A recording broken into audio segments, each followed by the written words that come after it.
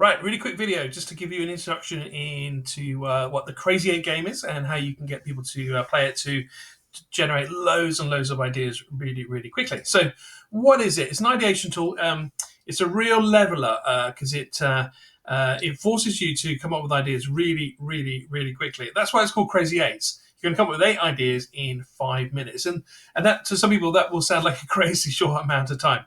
It is fast for a reason. Well, actually, it's fast for two reasons. The first reason it stops you from discounting ideas, and then we all do this. We can have this surge of energy and think, "Oh, I've got a great idea," and go, "Oh, actually, how would that work?" And you kill it almost as fast as it pops into your head. We all do that, and using the Crazy Eight game, it removes that because actually, by the time you think about the flaw in the idea, you've already moved on because someone said, "Next idea, move on, move on, move on." The second thing, which is really important as well, is it kind of forces iteration, and that's really the way you're going to come up with ideas so quickly. And iteration is absolutely the key to ideation.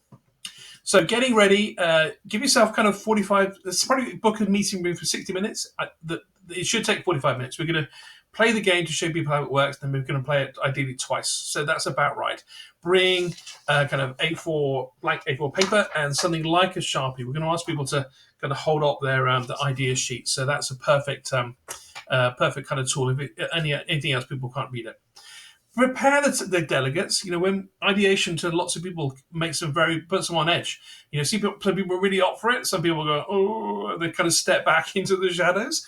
The people who are really up for it aren't necessarily the most creative people, and the people that feel uncomfortable doing it may actually have the really great ideas. So Crazy Eight's a real leveler, and that's really, really valuable. So when we start the session, there's some simple instructions, but kind of generally people going, what the hell's happening here? And all we're going to say is fold it through the short edge like so. I'm doing it on the camera, so it's really not going to be so neat.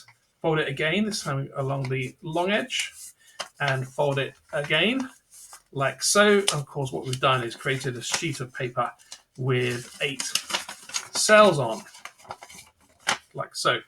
And then we're going to ask people to put the problem. Remember, you've already told them what they're going to be ideating around, just to focus their minds, like so.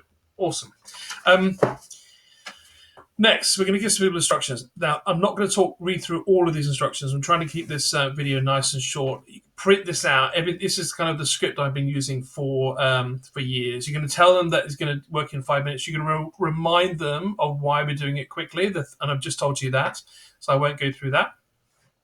And we're going to try it with an example. And the best way of teaching this game is to give them a really easy example of or problem to solve. And I generally use how to get people to leave their car at home and use low carbon public transport, because everyone kind of has an opinion on that.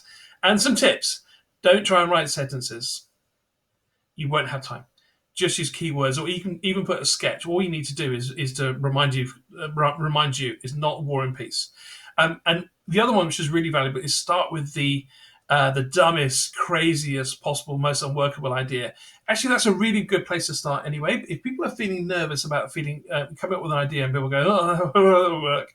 If you start with something that's crazy and daft and a bit stupid and a bit funny, then it diffuses that anxiety, and that's really, really useful. Tell them it's just, if you miss a cell, don't panic. If you end up with 6 on there, don't panic. It's not a test. And remind them, we've created the time pressure on purpose. Nobody is expecting perfect. Nobody is expecting the most incredible idea. That's not the point. You start the timer, and now you as the facilitator do need to be looking at your watch or your telephone and then call out every 40 seconds or just before, and then give them a warning, and then tell them to move on every 40 seconds. Okay, and yeah, sometimes it can feel brutal, but it's so worth it. Once you've done that, then tell them well done, and then all we're going to do is we're going to get a sigh of relief, ask them to talk about their ideas. But we don't want to waste too much time on this, particularly on the first one.